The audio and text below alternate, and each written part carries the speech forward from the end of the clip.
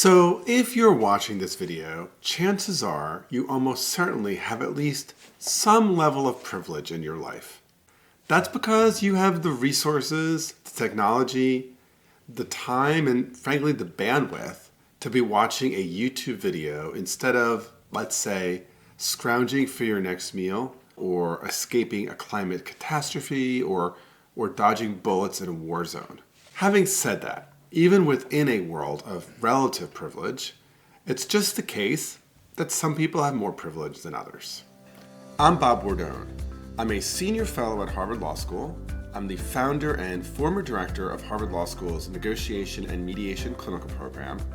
I taught negotiation, conflict resolution, mediation, and many other courses at Harvard Law School for more than 2 decades, and I'm a founder and principal of the Cambridge Negotiation Institute.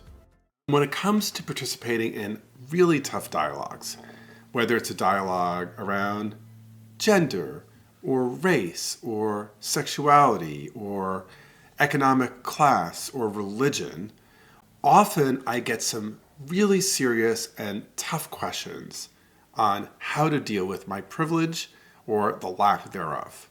The most common questions I get are as follows. First, from people who often feel like they are the privileged party, they may ask me, what role should I take if I participate? And secondly, from people who feel like they may be the less privileged one in that dialogue, I get the question of, should I even participate in this? So if what's coming up for you right now is a conversation where you're thinking, oh yeah, I have a lot of privilege there, or oh man, I am the unprivileged one, I'd love it if you'd put that conversation into the comments and maybe some of the questions or hesitancies or things you're worried about. Because today I'm going to offer some thoughts on how to consider what role I should play in these hard conversations and whether I should participate at all. I'm hoping that I'll give you some questions to ask yourself so that you land on the right answer for yourself. Because in these really hard conversations across lines of difference, there are almost always lots of really complicated and tricky dynamics. So let me start by emphasizing something that may be obvious, but I want to really highlight, which is that as I provide these questions, the answers to them are extremely personal. So I am not going to offer an answer for you. I just want to give you some things to think about that might inform your participation and how you would prepare for and approach such a dialogue. So the first thing to say is really just to consider your own privilege. And that could come from all sorts of identities. It might be based on your race, on your gender, on geography, on sexuality, on religion. It might also be based on the hierarchical position you have in your organization, your educational level, perhaps your own sense of self-agency. Your privilege might also come from things like your access to technology, or perhaps the fact that you grew up in a family that traveled a lot, or your ability to travel now. So the more aware you are of your own privilege and from where it comes, the more considered and intentional your contributions and participation will be in the dialogue, and I think it's fair to say the more appreciated your role will be when you are in the conversation with others. Another reason for doing this is to simply raise your awareness that there are different sources of privilege. Some of them I think are more obvious than others. Often in US culture, we think of things like gender or race or socioeconomics as privilege, and that is absolutely the case. We sometimes think less about things like maybe where we live geographically, or maybe the kinds of things we were able to do because of the school we went to. Truth of the matter is, the more aware we are of the different sources of privilege that we bring to the room, the more valuable and considered will be our contribution in that conversation. So secondly, once you've done this self-work, if you feel like you're bringing a lot of privilege into the room, I think it's really important to make conscious efforts to make space for others' voices. Just let me Let me talk. So what might that look like? It might be just holding back and letting others speak first. I could speak for myself on this. One of the things that I know about myself is that I often have views on, frankly, almost every issue. And when a question is asked, I often want to share my viewpoint. My purpose is not to be difficult or not to be a jerk. It's really to try to be helpful. But what I've really had to train myself to do is to just pause and wait for other people to speak. And one of the ways that that really works for me is really leaning into not so much my privilege, although I think it's a product of my privilege, it's my self-confidence. Like 5 people can speak, 7 people can speak, 12 people can speak before me. I'm pretty confident that at some point I'm going to have enough self-agency to actually speak. Next thing I want to invite you to do is just really listen attentively and cultivate curiosity. So when someone is speaking from a perspective that you see as surprising, irrational, unhinged maybe, incorrect, we always have this tendency to want to interrupt, put our viewpoint in, and what I want to invite you to do is instead ask a question. Get curious. Ask them to say more. Related to this though, and I think this is really important to say, just because you have a lot of privilege doesn't mean you don't have a lot to offer the conversation. So even though you are making space for others and cultivating curiosity, it's important to not shrink from sharing your perspective. Part of what makes a dialogue rich is that all voices and all perspectives get an opportunity to be heard. And that includes voices of privilege. As you think about possibly sharing your perspective with the privilege that you have, you actually have to have faith in the agency of everyone in the room. If they've shown up for the dialogue, you can rest assured that they're okay with you speaking.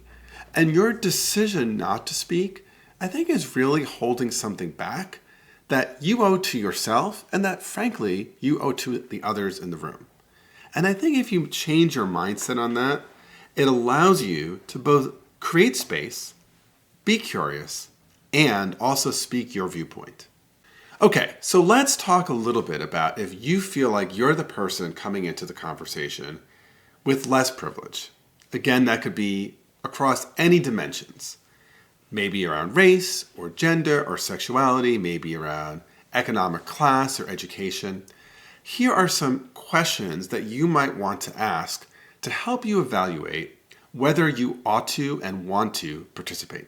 One really big question is, what is the sincerity or authenticity of the invitation for your participation? So what do I mean by that?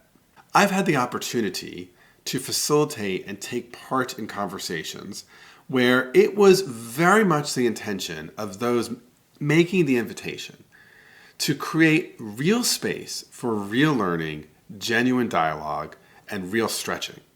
Unfortunately, I feel really sad to say this, but it's true, I've also found myself involved in conversations where it felt like the purpose was mostly to bring someone in to make the privileged people in the room feel good about themselves, like that they had done a good deed. And if you're sitting there and feeling like my participation here is largely token, then you may want to think about, is this something you want to participate in? Frankly, I've had friends who say like, thanks, but no thanks. I've also had friends who said like, I know that my participation here is token, but you know what? I'm going to show up because maybe 1 or 2 people will find themselves surprised or influenced or changed because I'm there. But thinking about where you land on that is really important before you make your decision as to whether to participate. Second, do you feel confident that the process as it's set up is going to provide ample opportunities for your voice to be heard? That means that you might want to ask, what is the purpose of the conversation? Who is facilitating it? How many people will be there? How long will it last? Are there follow-ups? What's expected of me? To the degree that you feel, again, that this is a genuine dialogue, a genuine conversation, where you will be given an opportunity to speak and feel heard from your own perspective, that may be something you want to say yes to. Related to this, I think, is the sense that I am going to be heard for me as an individual with all of the privileges I have and all the privileges that I don't have. That I'm not coming in as the person filling the role of fill in the blank, the gay person, the Muslim, the Christian, the atheist, the woman, the non-binary person, etc. You know, in the autistic community, there's this line that I just love. And it's this, if you've met one autistic person, you've met one autistic person. Meaning that I'm not speaking on behalf of this particular identity, whether it's autism or being straight or being a Northeasterner or being gay. You happen to be meeting a gay person, but I don't speak on behalf of that, and you shouldn't come away thinking that now you understand the gay perspective. So when I feel confident that the process has been set up in a way that I'm being heard for me and my role, that makes me more wanting to participate.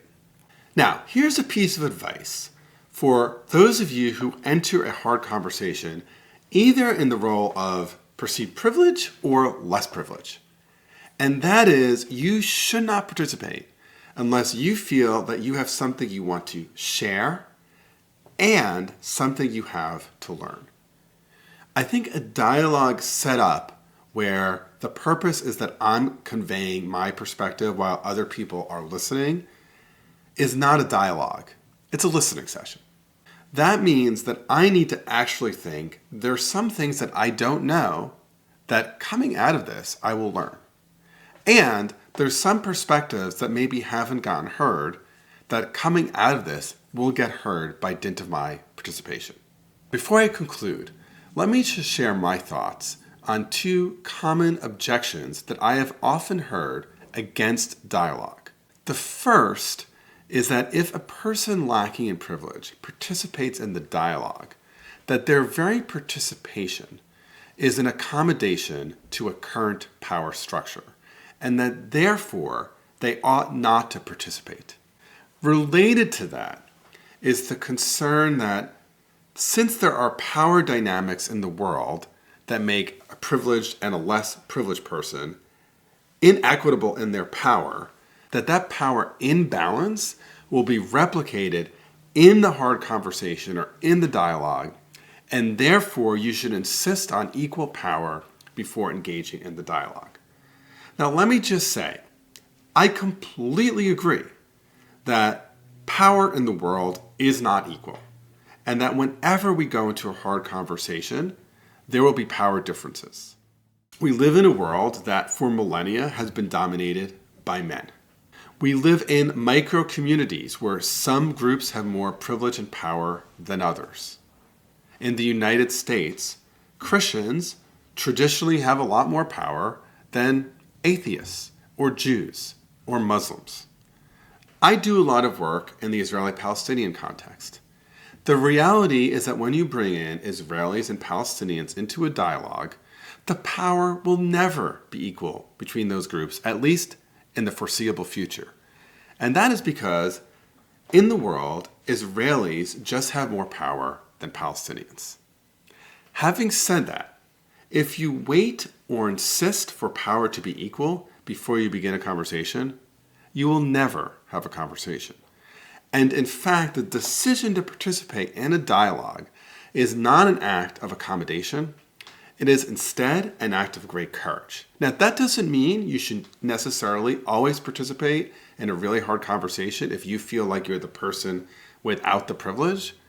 You do want to ask some of the diagnostic questions that I put forward, but the notion that you shouldn't participate on the grounds that the power isn't equal, I think is an incredibly disempowering idea.